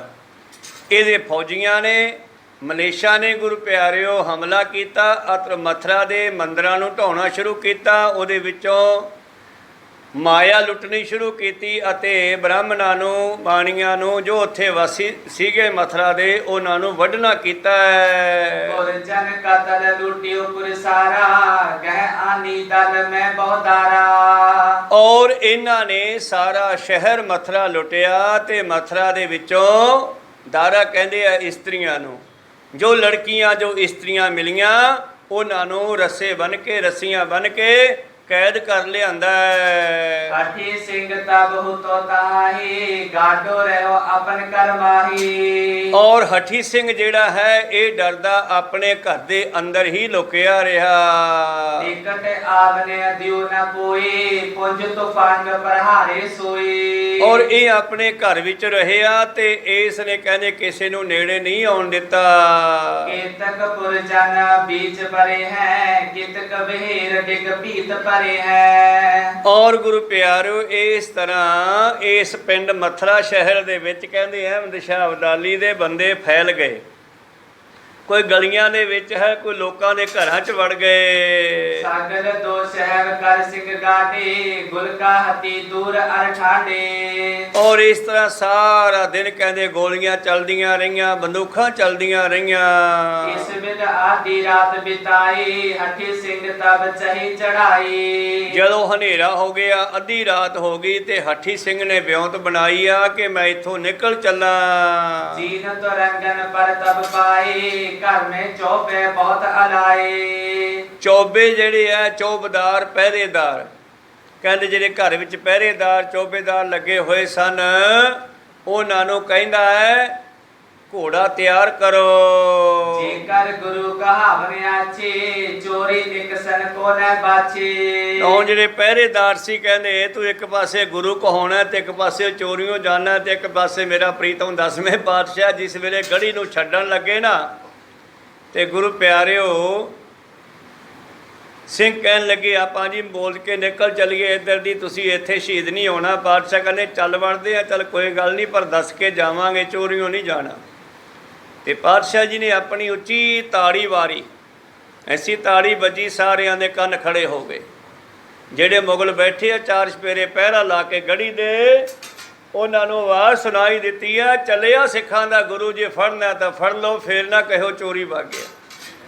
ਤਾਂ ਇਸ ਤਰ੍ਹਾਂ ਗੁਰੂ ਪਿਆਰੋ ਜਿਸ ਵੇਲੇ ਗੁਰੂ ਸਾਹਿਬ ਨੇ ਇੰਨਾ ਕਿਹਾ ਨਾ ਉੱਥੇ ਐਸੀ ਘਟਨਾ ਘਟੀ ਐਸੀ ਕਰਾਮਾਤ ਹੋਈ ਕਿ ਚਾਨ ਚੱਕ ਕੇ ਗੱਲ ਸੁਣ ਕੇ ਜਿੰਨੇ ਮੁਗਲ ਬੈਠੇ ਸੀ ਸਾਰੇ ਭੱਜ ਲਏ। ਇਹਨਾਂ ਦਾ ਖਿਆਲ ਸੀ ਕਿ ਇਨਾਮ ਲੈਣਾ ਜੇ ਜਿਹਨੇ ਗੁਰੂ ਗੋਬਿੰਦ ਸਿੰਘ ਫੜ ਲਿਆ ਉਹਨੂੰ ਇਨਾਮ ਮਿਲੂਗਾ। ਸਾਰੇ ਭੱਜੇ ਪਰ ਸਾਰਿਆਂ ਨੂੰ ਕੀ ਹੋਇਆ ਇੱਕ ਦੂਜਾ ਗੁਰੂ ਗੋਬਿੰਦ ਸਿੰਘ ਦਿਸਣ ਲੱਗਿਆ। ਉਹਨੂੰ ਉਹ ਵੀ ਗੋਬਿੰਦ ਸਿੰਘ ਜੀ ਦੇਖਦੇ ਆ ਉਹਨੂੰ ਉਹ ਵੀ ਗੁਰੂ ਸਾਹਿਬ ਦਿਸਦੇ ਆ ਤੇ ਦੋਨਾਂ ਨੇ ਇੱਕ ਦੂਜੇ ਨੂੰ ਵੜਤਾ। ਇਉਂ ਫੌਜ ਨੇ ਆਪਣੀ ਫੌਜ ਹੀ ਵੱਢਣੀ ਸ਼ੁਰੂ ਕਰਤੀ। ਸਾਰਿਆਂ ਵਿੱਚ ਗੁਰੂ ਗੋਬਿੰਦ ਸਿੰਘ ਦਿਖਾਈ ਦੇਣ ਲੱਗੇ। ਐਸੀ ਕਲਾ ਵਰਤੀ। ਭਗਤ ਰਵਿਦਾਸ ਜੀ ਵੇਲੇ ਵੀ ਐਸੀ ਗੱਲ ਹੋਈ ਸੀ ਜਿਸ ਵੇਲੇ ਗੁਰੂ ਪਿਆਰਿਓ ਇੱਕ ਰਾਣੀ ਇਹਨਾਂ ਦੀ ਸੇਵਕਾ ਬਣੀ ਸੀ ਤੇ ਉਹਨੇ ਆਪਣੇ ਘਰ ਲੰਗਰ ਵਾਸਤੇ ਸੱਦਿਆ। ਉਹ ਰਾਣੀ ਉਹਨੇ ਵੱਡਾ ਲੰਗਰ ਕੀਤਾ ਬ੍ਰਾਹਮਣ ਵੀ ਸੱਦੇ ਰਵਿਦਾਸ ਜੀ ਨੂੰ ਵੀ ਸੱਦਿਆ। ਜਿਸ ਵੇਲੇ ਬ੍ਰਾਹਮਣ ਲਾਈਨਾਂ 'ਚ ਪੰਗਤਾਂ ਵਿੱਚ ਬੈਠੇ ਲੰਗਰ ਛਕਣ ਲਈ ਤੇ ਰਵਿਦਾਸ ਜੀ ਵੀ ਆ ਕੇ ਪੰਗਤ 'ਚ ਬਹਿ ਗਏ ਤੇ ਬ੍ਰਾਹਮਣਾਂ ਨੇ ਰੌਲਾ ਪਾਤਾ ਵੀ ਅਸੀਂ ਨਹੀਂ ਲੰਗਰ ਖਾਂਦੇ ਇਹ ਸ਼ੂਦਰ ਵਿੱਚ ਬਹਿ ਗਏ ਅਸੀਂ ਨਹੀਂ ਖਾਣਾ ਭਿੱਟਿਆ ਗਿਆ ਲੰਗਰ। ਰਾਣੀ ਕਹਿਣ ਲੱਗੀ ਇਹ ਮੇਰਾ ਗੁਰੂ ਹੈ ਹੋਰ ਕਿੱਥੇ ਜਾਵੇ ਇਹ ਵੀ ਛਕੂਆ। ਕਹਿੰਦੇ ਅਸੀਂ ਨਹੀਂ ਖਾਂਦੇ ਤਾਂ ਘਰੇ ਚੱਲੇ ਆ। ਰਵਿਦਾਸ ਜੀ ਕਹਿੰਦੇ ਰਾਣੀ ਜੀ ਤੁਸੀਂ ਇਹਨਾਂ ਨੂੰ ਲੰਗਰ ਛਕਾਓ ਮੈਂ ਅੰਦਰ ਬਹਿ ਜਾਣਾ ਮੈਂ ਬਾਅਦ ਛਕ ਲੂੰਗਾ ਮੇਰਾ ਕੀ ਹੈ ਲੰਗਰ ਨਹੀਂ ਖਰਾਬ ਹੋਣਾ ਚਾਹੀਦਾ। ਉੱਠ ਕੇ ਪੰਗਤ ਵਿੱਚੋਂ ਭਗਤ ਜੀ ਅੰਦਰ ਚਲੇ ਗਏ ਤੇ ਪੰਡਤ ਬਹਿ ਗਏ ਛਕਣ ਵਾਸਤੇ ਲੰਗਰ ਵਰਤਾ ਦਿੱਤਾ। ਜਦੋਂ ਲੰਗਰ ਖਾਣ ਲੱਗੇ ਫਿਰ ਪੰਡਤ ਨੇ ਰੌਲਾ ਪਾਤਾ ਕਹਿੰਦੇ ਰਵਿਦਾਸ ਮੇਰੀ ਥਾਲੀ 'ਚ ਬੁਰਕੀ ਲਾ ਰਿਹਾ। ਇੱਕ ਪੰਡਤ ਨੇ ਕਿਹਾ ਮੇਰੇ ਨਾਲ ਬੈਠਾ ਦੂਜਾ ਕਹਿੰਦਾ ਮੇਰੇ ਨਾਲ ਬੈਠਾ 100-150 ਜਿੰਨੇ ਪੰਡਤ ਸਾਰੇ ਰੌਲਾ ਪਾਤਾ ਕਹਿੰਦੇ ਰਵਿਦਾਸ ਸਾਡੇ ਨਾਲ ਰੋਟੀ ਖਾਈ ਜਾਂਦਾ। ਉਹ ਰਾਣੀ ਕਹਿੰਦੀ ਸੀ ਪਾਗਲ ਹੋ ਗਏ ਤੁਸੀਂ ਕਮਲੇ ਹੋ ਗਏ ਤੁਹਾਥੋਂ ਘਰ ਰਵਿਦਾਸ ਨਹੀਂ ਝੱਲਿਆ ਜਾ ਰਿਹਾ। ਕਿਉਂਕਿ ਇਹਨਾਂ ਬ੍ਰਾਹਮਣਾਂ ਨੇ ਗੁਰੂ ਪਿਆਰੋ ਉਸ ਵੇਲੇ ਜਿਹੜਾ ਗਿਆਨ ਸੀ ਨਾ ਬ੍ਰਹਮ ਗਿਆਨ ਪਰਮੇਸ਼ਰ ਦਾ ਗਿਆਨ ਇਹਨੂੰ ਆਪਣੇ ਜਣੇ ਕਬਜ਼ਾ ਕਰਕੇ ਰੱਖਿਆ ਹੋਇਆ ਸੀਗਾ। ਆਮ ਜਨਤਾ ਨੂੰ ਉਹਦਾ ਗਿਆਨ ਦੇ ਕੇ ਰਾਜੀ ਨਹੀਂ ਸੀ ਪਰ ਪਰਮੇਸ਼ਰ ਨੇ ਡਾਇਰੈਕਟ ਇਹਨਾਂ ਭਗਤਾਂ ਨੂੰ ਪੈਦਾ ਕੀਤਾ। ਰਵਿਦਾਸ ਜੀ ਕਬੀਰ ਸਾਹਿਬ ਭਗਤ ਨਾਮਦੇਵ ਜੀ ਇਹਨਾਂ ਨਾਲ ਪੰਡਤ ਬੜੇ ਲੱਗਦੇ ਸੀਗੇ। ਇਸੇ ਕਰਕੇ ਇਹਨਾਂ ਨੇ ਰਾਜੇ ਨੂੰ ਵੀ ਭੜਕਾਇਆ ਹੋਇਆ ਸੀਗਾ ਵੀ ਤੇਰੀ ਰਾਣੀ ਜਿਹੜੀ ਹੈ ਰਵਿਦਾਸੀਆਂ ਦੀ ਸੰਗਤ ਕਰਦੀ ਫਿਰਦੀ ਆ ਤੇ ਤੂੰ ਉਸ ਨੂੰ ਰੋਕ। ਉਸ ਵੇਲੇ ਗੁਰੂ ਪਿਆਰੇ ਫਿਰ ਰਾਜਾ ਵੀ ਥੋੜਾ ਟੇਢਾ ਹੋਇਆ ਸੀ ਪਰ ਅੱਗੇ ਜਾ ਕੇ ਰਾਜੇ ਨੂੰ ਵੀ ਭਗਤ ਜੀ ਨੇ ਕ੍ਰਿਸ਼ਮਾ ਦਿਖਾਇਆ ਤੇ ਉਹ ਵੀ ਨਾਲ ਜੁੜ ਗਿਆ ਸੀ। ਭਗਤ ਜੀ ਅੰਦਰ ਬੈਠੇ ਉਹ ਬਾਹਰ ਰੌਲਾ ਪਾਉਣ ਲੱਗੇ ਰਾਣੀ ਕਹਿੰਦੀ ਭਗਤ ਜੀ ਅੰਦਰ ਬੈਠੇ ਆ, ਤੁਸੀਂ ਰੌਲਾ ਪਾ ਰਹੇ ਹੋ। ਉਹ ਕਹਿੰਦੇ ਸਾਡੀਆਂ ਥਾਲੀਆਂ ਦੇ ਕੋਲ ਬੈਠੇ ਆ। ਅਖੀਰ ਆਪ ਹੀ ਕਹਿੰਦੇ ਉਹਨੂੰ ਬਾਹਰ ਬਿਠਾ ਕੇ ਪਰੇ ਛਕਾ ਦਿਓ, ਸਾਡੇ ਨਾਲ ਪੰਗਤੀ ਬਿਠਾ ਲਓ, ਘੱਟੋ ਘੱਟ ਸਾਡੀ ਥਾਲੀ ਵਿੱਚ ਬੁਰਕੀ ਨਾ ਲਾਵੇ। ਉਹਨਾਂ ਦੀ ਆਪ ਦੀ ਆਤਮਾ ਹੀ ਸਾਹਮਣੇ ਆ ਗਈ ਰਵਿਦਾਸ ਬਣ ਕੇ। ਅਸਲ ਵਿੱਚ ਪਰਮੇਸ਼ਰ ਦੀ ਇਹ ਖੇਡ ਹੈ। ਇਵੇਂ ਜਿਵੇਂ ਗੁਰੂ ਗੋਬਿੰਦ ਸਿੰਘ ਨੇ ਖੇਡ ਵਰਤਾਈ ਉੱਥੇ ਚਮਕੌਰ ਸਾਹਿਬ 'ਚ, ਜਦੋਂ ਨਿਕਲਣ ਲੱਗੇ ਤਾੜੀ ਮਾਰ ਕੇ ਕਹਿੰਦੇ ਗੁਰੂ ਸਿੱਖਾਂ ਦਾ ਗੁਰੂ ਚੱਲਿਆ, ਫੜ ਲੈ ਤੇ ਫੜ ਲਓ। ਜਦੋਂ ਭੱਜੇ ਤੇ ਸਾਰਿਆਂ ਨੂੰ ਇੱਕ ਦੂਜਾ ਗੁਰੂ ਗੋਬਿੰਦ ਸਿੰਘ ਦੱਸਣ ਲੱਗਿਆ, ਤਲਵਾਰਾਂ ਚਲਾ ਦੀਆਂ ਤੇ ਤੜਕਿਆਂ ਨੂੰ ਬੇਅੰਤ ਫੌਜ ਆਪਦੀ ਆਪੇ ਵੱਢ ਲਈ। ਤੋ ਇਸੇ ਤਰ੍ਹਾਂ ਗੁਰੂ ਪਿਆਰੋ ਇਹਨੇ ਭੱਜਣਾ ਚਾਹਿਆ ਹਠੀ ਸਿੰਘ ਨੇ ਮਥੁਰਾ ਚੋਂ। ਇਹਦੇ ਸਾਥੀ ਕਹਿਣ ਲੱਗੇ ਇੱਕ ਪਾਸੇ ਤੂੰ ਗੁਰੂ ਕਹਾਉਣਾ, ਇੱਕ ਪਾਸੇ ਚੋਰੀਆਂ ਭੱਜਦਾ, ਤੈਨੂੰ ਲੜਨਾ ਚਾਹੀਦਾ। ਕਮਨੋ ਆਪਨ ਬਜਾਈ ਨਗਾਰਾ, ਦਸਮ ਗੁਰੂ ਕੋ ਲਿਓ ਨਿਹਾਰਾ।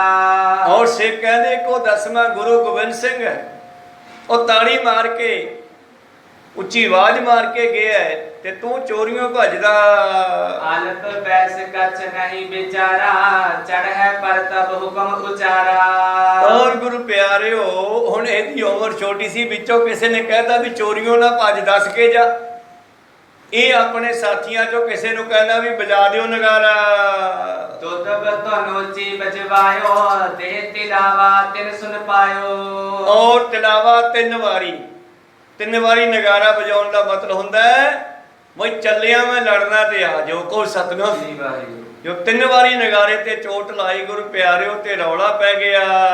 ਦਿਨ ਮੇ ਜੋ ਮਵਾਸ ਦਿਨ ਰਹਿਓ, ਨਿਕਸਿਓ ਅਬੇ ਮਲੇਸ਼ਨ ਰਹਿਓ। ਔਰ ਮਲੇਸ਼ਾ ਨੇ ਅਹਿਮਦ ਸ਼ਾਹ ਅਬਦਾਲੀ ਦੇ ਬੰਦਿਆਂ ਨੇ ਸੋਚਿਆ ਵੀ ਜਿਹੜਾ ਸਾਰਾ ਦਿਨ ਆਕੀ ਹੋ ਕੇ ਕਮਰੇ ਵਿੱਚ ਆਪਣਾ ਘਰ ਵਿੱਚ ਵੜ ਕੇ ਲੜਾਈ ਕਰਦਾ ਰਿਹਾ, ਆ ਨਗਾਰਾ ਵੱਜਿਆ, ਹੁਣ ਨਿਕਲੂਗਾ ਬਾਹਰ। ਰਸਤਾ ਇੱਕ ਚਮਕੋ ਭਾਰੀ, ਓਰੜ ਆਨ ਕਰਿਓ ਬਲਕਾਰੀ। ਇੱਕ ਦਸਤਾ ਭਾਵ ਕੁਝ ਫੌਜੀ ਇਕੱਠੇ ਹੋ ਕੇ ਇਹਦੇ ਗੇਟ ਵੱਲ ਆ ਗਏ। ਜਦੋਂ ਨਗਾਰੇ ਦੀ ਆਵਾਜ਼ ਸੁਣੀ ਆ, ਸਾਠੋ ਸਿੰਘ ਘਿਰੇ ਤਿਨ ਮਾਹੀ, ਮਾਰਗ ਨਿਕਸਨ ਕੋ ਕਿਤ ਨਾਹੀ। ਜਿਹੜੇ ਇਹਦੇ ਸਿਪਾਹੀ ਸਨ ਹੁਣ ਇਹਨਾਂ ਨੂੰ ਘੇਰਾ ਪੈ ਗਿਆ ਸਮੇਤ ਸਿਪਾਹੀਆਂ ਦੇ। ਹਾਥੀ ਸਿੰਘ ਕੋਰਿਸ ਕਰ ਕਹਿਓ, ਬਾਲ ਪੈਸ ਅਣਜਾਨ ਨਾ ਰਹਿਓ। ਔਰ ਗੁੱਸੇ ਵਿੱਚ ਆ ਕੇ ਕਹਿਣ ਲੱਗੇ ਤੈਨੂੰ ਅਕਲ ਨਹੀਂ ਹੈ, ਤੂੰ ਕਹਿਣ ਲੱਗੇ ਬੱਚਿਆਂ ਦੀ ਗੱਲ ਕਰ ਦਿੱਤੀ ਆ ਰੌਲਾ ਪਾ ਕੇ। ਭੱਜ ਜਾਓ ਜੇ ਭਾਜਿਓ ਜਾਏ, ਹਮ ਤੋਂ ਮਰੇ ਹਜ਼ਾਰ ਨਿਕਾਏ। ਉਹ ਸਿਪਾਹੀ ਕਹਿੰਦੇ ਵੀ ਅਸੀਂ ਤਾਂ ਨਹੀਂ ਭੱਜਦੇ, ਅਸੀਂ ਤਾਂ ਇੱਥੇ ਲੜਾਈ ਕਰਾਂਗੇ, ਹਜ਼ਾਰਾਂ ਨੂੰ ਮਾਰ ਕੇ ਮਰਾਂਗੇ, ਤੂੰ ਆਪਦੀ ਜਾਨ ਬਚਾਉਣੀ ਹੈ ਤੇ ਜਾ। ਸੁਣ ਕਰ ਡਰ ਤਰ ਤੁਰਤ ਪਲਾਇਓ, ਬਚਿਓ ਭਰਤਗੜ ਮੈਂ ਪ੍ਰਿਸ਼ਵਾਇਓ। ਇਹ ਹੱਠੀ ਸਿੰਘ ਕਹਿੰਦੇ ਉਹਨਾਂ ਦੇ ਘੇਰੇ ਚੋਂ ਨਿਕਲ ਗਿਆ, ਕਿਸੇ ਤਰ੍ਹਾਂ ਭੱਜ ਗਿਆ ਤੇ ਭਰਤਗੜ ਚਲਿਆ ਗਿਆ। ਰੂਪੇ ਸਿੰਘ ਹਥਿਆਰ ਸੰਭਾਰੇ, ਸਾਠੋ ਤੁਪਕ ਤੁਰਤ ਪਰ ਮਾਰੇ। ਰੂਪੇ ਸਿੰਘ, ਰੂਪੇ ਦਾ ਮਤਲਬ ਇੱਥੇ ਅੜ ਗਏ। ਜਿਹੜੇ ਉਹ 60 ਬੰਦੇ ਸੀਗੇ ਨਾ ਉਹ ਨਹੀਂ ਭੱਜੇ, ਫਿਰ ਉਹ ਉੱਥੇ ਅੜ ਗਏ ਔਰ ਲੜਾਈ ਕਰਨ ਲੱਗੇ ਹਥਿਆਰ ਸੰਭਾਲ ਕੇ।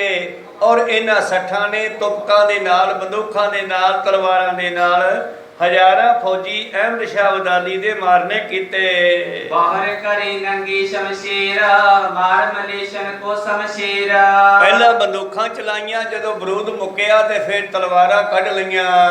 ਰਾਤ ਅੰਧੇਰੀ ਸੂਝ ਨ ਆਏ, ਆਪਸ ਵਿੱਚ ਦਰਬਾਰ ਚਲਾਈ। ਹੁਣ ਹਨੇਰੇ ਦੇ ਵਿੱਚ ਕਹਿੰਦੇ ਮਲੇਸ਼ਾ ਨੂੰ ਦਿਸਦਾ ਵੀ ਨਹੀਂ।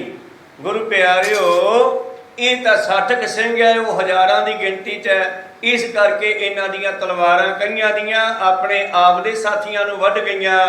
ਹੋਤੀ ਚਮਕ 10 2000, ਆਪਸ ਵਿੱਚ ਕਟेंगे ਤਿਸ ਬਾਰ। ਔਰ ਲਗਭਗ 12000 ਫੌਜ ਜਿਹੜੀ ਹੈ ਅਹਿਮਦ ਸ਼ਾਹ ਅਬਦਾਲੀ ਦੀ, ਉਹ ਆਪਸ ਵਿੱਚ ਹੀ ਕੱਟ ਕੇ ਮਰ ਗਈ। ਸਿੰਘ ਜੰਗ ਮੇ ਸੁਰਗ ਸਿਦਾਰੇ, ਦੁਸ਼ਟ ਹਜ਼ਾਰੋ ਤਾਹ ਪ੍ਰਹਾਰੀ। ਉਹ 60 ਸਿੱਖ ਜਿਹੜੇ ਇਹਦੇ ਨਾਲ ਜੁੜੇ ਹੋਏ ਸੀ ਸਿੰਘ, ਉਹ ਗੁਰੂ ਪਿਆਰੋ ਜੰਗ ਕਰਦੇ ਹੋਏ ਸ਼ਹੀਦੀਆਂ ਪਾ ਗਏ, ਪਰ ਆਪਣੇ ਨਾਲ ਹਜ਼ਾਰਾਂ ਹੀ ਦੁਸ਼ਟਾਂ ਨੂੰ ਖਤਮ ਕਰਕੇ।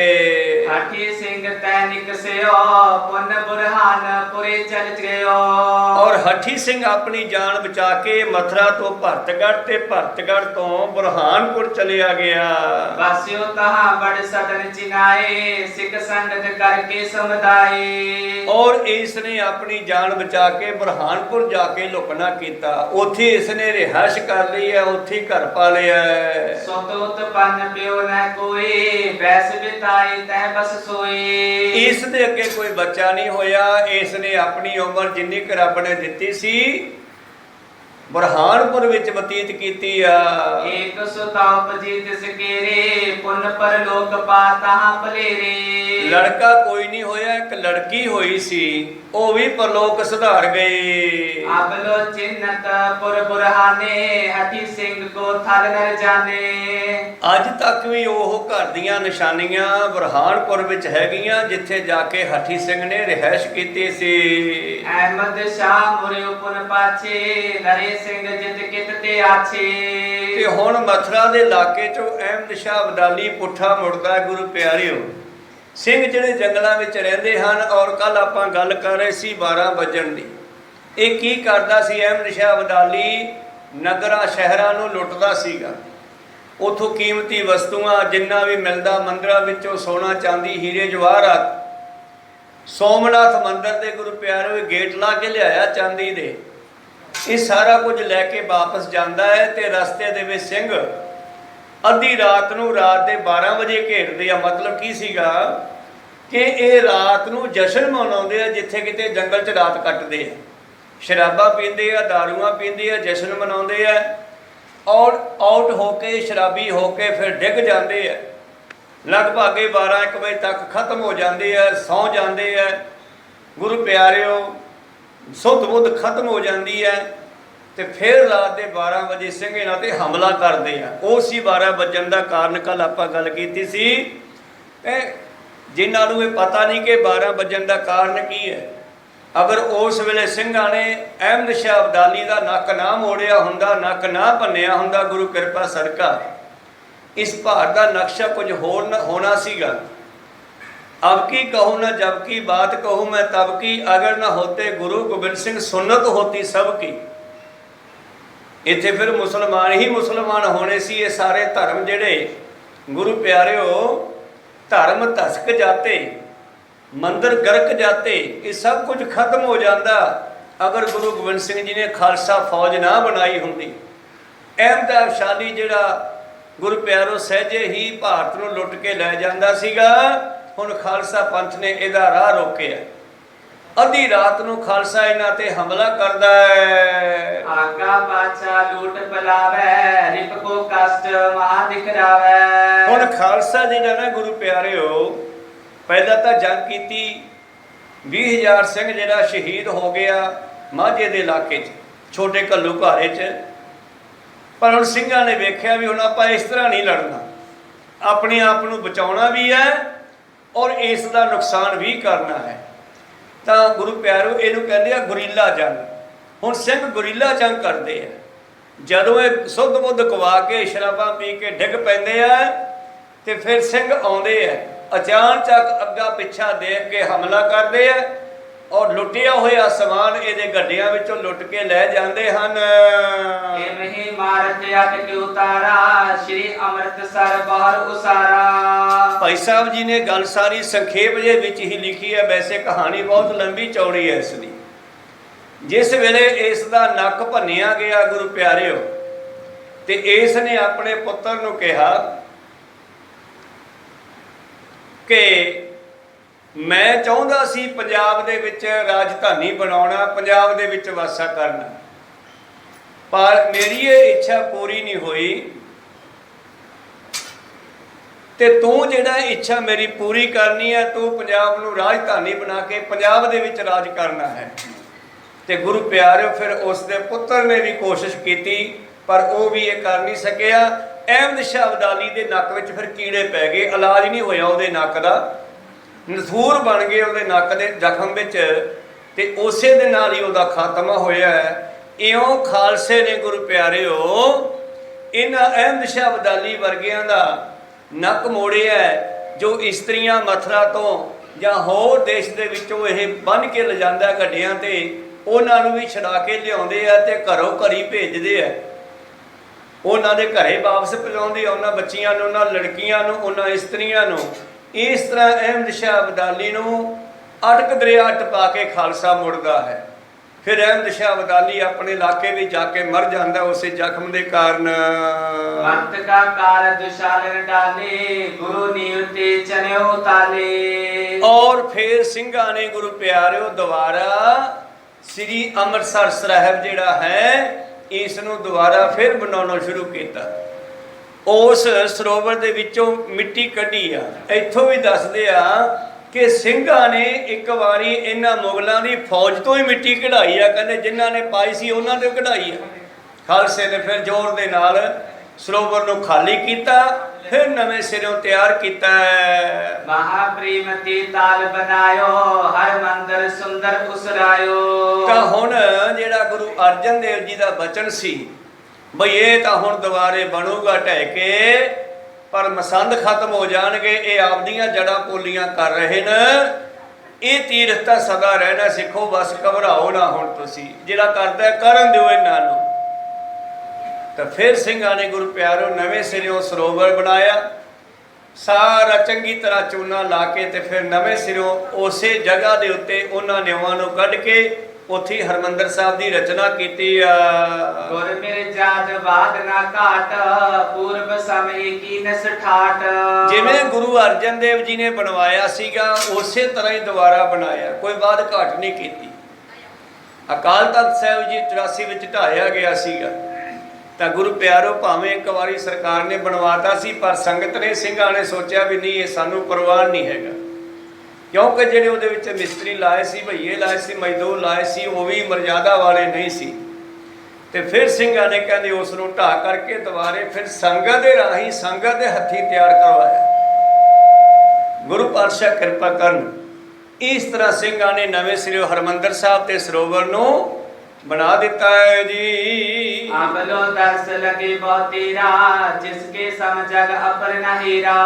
ਔਰ ਹੁਣ ਤੱਕ ਆਪਾਂ ਉਸ ਹਰਮੰਦਰ ਸਾਹਿਬ ਦੇ ਦਰਸ਼ਨ ਕਰਦੇ ਹਾਂ ਜਿਹਦੇ ਵਰਗਾ ਦੂਜਾ ਨਹੀਂ, ਕਿਉਂਕਿ ਤੀਜੇ ਪਾਤਸ਼ਾਹ ਜੀ ਨੇ ਵੀ ਕਹਿ ਦਿੱਤਾ ਡਿੱਠੇ ਸਭੇ ਥਾਵ ਨਹੀਂ ਤੁਧ ਜਿਹਿਆ, ਬੱਧੋ ਪੁਰਖ ਵਿਧਾਤੇ ਤਾ ਤੂੰ ਸੋਹਿਆ, ਬਸਦੀ ਸਗਨ ਅਪਾਰ ਅਨੂਪ ਰਾਮਦਾਸਪੁਰ ਹਰ ਹਾਂ, ਕਸਮਲ ਜਾਹੇ ਨਹਾਇਆ ਰਾਮਦਾਸ ਸਰ। ਇੱਕ ਸਮੇਂ ਸਿੰਘ ਦਿੱਲੀ ਗਏ ਸ਼ਾਹ ਸੰਗ ਰਸ ਰਾਖਤ ਪਏ। ਇੱਕ ਸਮੇਂ ਦੀ ਗੱਲ ਹੈ ਕਿ ਸਿੰਘ ਦਿੱਲੀ ਗਏ ਸਨ। ਗੁਰੂ ਨਵਨ ਥਲ ਖੋਜਨ ਕੀਤਾ ਚੀਨੀ ਬੇਨਵੇ ਦੁਸ਼ਟ ਮਸੀਤ। ਔਰ ਸਿੰਘਾਂ ਨੇ ਜਾ ਕਰਕੇ ਦਿੱਲੀ ਦੇ ਵਿੱਚ ਜਿਹੜੀ ਬੇਨਵਿਆਂ ਨੇ ਗੁਰੂ ਪਾਤਸ਼ਾਹ ਜੀ ਦੇ ਸਥਾਨਾਂ ਨੂੰ ਢਾਹ ਕਰਕੇ ਮਸੀਤ ਬਣਾ ਲਈ ਸੀ, ਸਿੰਘਾਂ ਨੇ ਉਹ ਜਗ੍ਹਾ ਖੋਜੀ ਔਰ ਉਥੋਂ ਬੜੇ ਜੋਰ ਸੋ ਤਬ ਟਹਿਵਾਈ ਆਪਣੋ ਦੀਨੋ ਪਤਾ ਦਿਖਾਈ। ਔਰ ਰਾਜੇ ਨੂੰ ਮਿਲ ਕੇ ਉਹਦੇ ਨਾਲ ਰਸ ਰੱਖਿਆ, ਭਾਵ ਰਾਜੇ ਨੂੰ ਮਿਲ ਕੇ ਬਹਾਦਰ ਸ਼ਾਹ ਨੂੰ ਮਿਲ ਕੇ ਗੁਰੂ ਪਿਆਰਿਓ ਦੱਸਿਆ ਵੀ ਇੱਥੇ 9ਵੇਂ ਪਾਤਸ਼ਾਹ ਦਾ ਸਥਾਨ ਸੀ, ਜਿਹੜਾ ਕਿ ਬੇਨਵਿਆਂ ਨੇ ਢਾਹ ਕੇ ਮਸੀਤ ਬਣਾਈ ਆ। ਥੱਲੇ ਸਾਡੀ ਨਿਸ਼ਾਨੀ ਆ, ਥੱਲੇ ਉਹ ਨਿਸ਼ਾਨੀਆਂ ਕੱਢ ਕੇ ਵਿਖਾਈਆਂ ਤੇ ਫਿਰ ਉਹ ਜਗ੍ਹਾ ਦੇ ਉੱਤੇ आस्ते की गागर दोय परी सोनिक साई दिखावन करी। तो जो राख पई सी गुरु तेग बहादुर जी ਦਾ ਸੰਸਕਰਨ ਤੋਂ ਬਾਅਦ ਵਿੱਚੇ ਅਸਥੀਆਂ ਵਿੱਚੇ ਰਾਖ 2 ਗਾਗਰਾਂ ਭਰ ਕੇ ਰੱਖ ਦਿੱਤੀਆਂ ਸਨ, ਉਹ ਕੱਢ ਕੇ ਦਿਖਾਉਣੀਆਂ ਕੀਤੀਆਂ। ਝੂਠੋ ਪਿਓ ਬੇਨਵਾ ਜਬੈ ਸਵਣ ਪ੍ਰਤੀਤ ਧਰੀ ਉਰ ਤਬੈ। ਔਰ ਰਾਜੇ ਦੇ ਮੂਹਰੇ ਨਿਆਂ ਲਿਆ ਉਹਦੇ ਕੋਲੋਂ ਬੇਨਵੇ ਝੂਠੇ ਹੋਏ। ਗੁਰੂ ਦੇਹਰਾ ਬਰ ਚਿਨਵਾਇਓ ਅਬਲੋ ਜਾਹਰ ਖਰੋ ਦਿਖਾਇਓ। ਉਸ ਅਸਥਾਨ ਤੇ ਗੁਰੂ ਦਾ ਅਸਥਾਨ ਤਿਆਰ ਕਰਾਇਆ। ਗੁਰੂ ਪਿਆਰਿਓ ਰਕਾਬਗੰਜ ਸਾਹਿਬ ਅਤੇ ਸੀਸਗੰਜ ਸਾਹਿਬ ਜਿੱਥੇ ਸ਼ਹੀਦੀ ਹੋਈ ਸੀ, ਇਹ ਦੋਨੇ ਸਥਾਨ ਫਿਰ ਜਦੋਂ ਖਾਲਸੇ ਦਾ ਰਾਜ ਹੋਇਆ ਸਿੰਘਾਂ ਨੇ ਸਭ ਤਿਆਰ ਕਰਵਾਇਆ। बीच बाजार थान तलीना गुरु बैठ जे कारण कीना। ਜਿੱਥੇ ਗੁਰੂ ਸਾਹਿਬ ਦੀ ਸ਼ਹੀਦੀ ਹੋਈ ਸੀ ਵਿੱਚ ਬਾਜ਼ਾਰ ਦੇ ਵਿੱਚ, ਉਹ ਜਗ੍ਹਾ ਨੂੰ ਪ੍ਰਾਪਤ ਕਰਕੇ ਸਿੰਘਾਂ ਨੇ इन ते आदा पर थल गुर के जार करे उते जो तुर के। ਇਹਨਾਂ 2 ਸਥਾਨਾਂ ਤੋਂ ਬਗੈਰ ਹੋਰ ਵੀ ਜਿੱਥੇ ਜਿੱਥੇ ਗੁਰੂ ਕੇ ਸਥਾਨ ਸਨ, ਜਿੱਥੇ ਜਿੱਥੇ ਗੁਰੂ ਕਿਆਂ ਨੇ ਚਰਨ ਪਾਏ ਸਨ, ਉੱਥੇ ਉੱਥੇ ਉਹ ਸਥਾਨ ਬਣਾਉਣੇ ਕੀਤੇ ਜੀ ਦੋਹਰਾ। श्री ਆਨੰਦਪੁਰ ਜਿਮ ਬਸਿਓ ਸਰੋਤਾ ਸੁਨੋ ਪ੍ਰਸੰਗ। ਤਾਂ ਇਹ ਪ੍ਰਸੰਗ ਇੱਕ ਚੱਲਦਾ ਹੈ ਅਖੀਰ ਤੇ ਜਦੋਂ ਸਤਿਗੁਰੂ ਪਾਤਸ਼ਾਹ ਜੀ ਆਨੰਦਪੁਰ ਨੂੰ ਛੱਡ ਕੇ ਚਲੇ ਜਾਂਦੇ ਆ। ਇੱਥੇ ਇੱਕ ਸਿੱਖ ਦੀ ਡਿਊਟੀ ਲਾਉਂਦੇ ਆ। ਇਹ ਕਿਵੇਂ ਵਸਿਆ, ਇੱਥੋਂ ਦੀ ਕੁਝ ਕਹਾਣੀ ਭਾਈ ਸਾਹਿਬ ਜੀ ਲਿਖਦੇ ਹਨ। ਬਾਲ ਪੈਸ ਦਸਵੇਂ ਗੁਰੂ ਬਾਕ ਕਿਹੋ ਜਿਸ ਢੰਗ। ਔਰ ਜਿਹੜੇ ਇੱਥੇ ਬਚਨ ਦਸਵੇਂ ਪਾਤਸ਼ਾਹ ਜੀ ਨੇ ਕੀਤੇ ਸੀ, ਇਹ ਵਿਚਾਰ ਆਪਾਂ ਅਗਲੇ ਦੀਵਾਨਾਂ ਵਿੱਚ ਸਰਵਣ ਕਰਾਂਗੇ। ਹੁਣ ਇੱਥੇ ਸਮਾਪਤੀ ਦਾ ਸਮਾਂ, ਰੋਕਣ ਦੀ ਆਗਿਆ ਬਖਸ਼ੋ। ਬੋਲਦਿਆਂ ਅਨੇਕਾਂ ਅੱਖਰ ਵੱਧ ਘੱਟ ਹੋ ਜਾਂਦੇ। ਸਿੱਖ ਸੰਗਤਾਂ ਦੇ ਸਤਿਗੁਰੂ ਬਖਸ਼ਣ ਜੋਗ ਹੈ, ਬਖਸ਼ ਲੈਣਾ ਜੀ। ਸਮਾਪਤੀ ਕਰੀਏ। हे अच्युत हे पार ब्रह्म अविनाशी अविनाश। हे पूरन हे सर्व मैं पंचन गुणतास। हे संगी हे निरंकार हे निर्गुण सब टेक। हे गोविंद हे गुण निधान जाके सदा विवेक। हे अपरंपर हर हरे हो बनहार। हे संत है कै सदा संग आधार। हे ठाकुर हो दास रो मैं निर्गुण गुण नहीं कोए। नानक दीजै नाम दान राखो ये परोए। आए प्रभ शरणागति कृपा नित दयाल। एक अखर हर मन बसत नानक होत निहाल।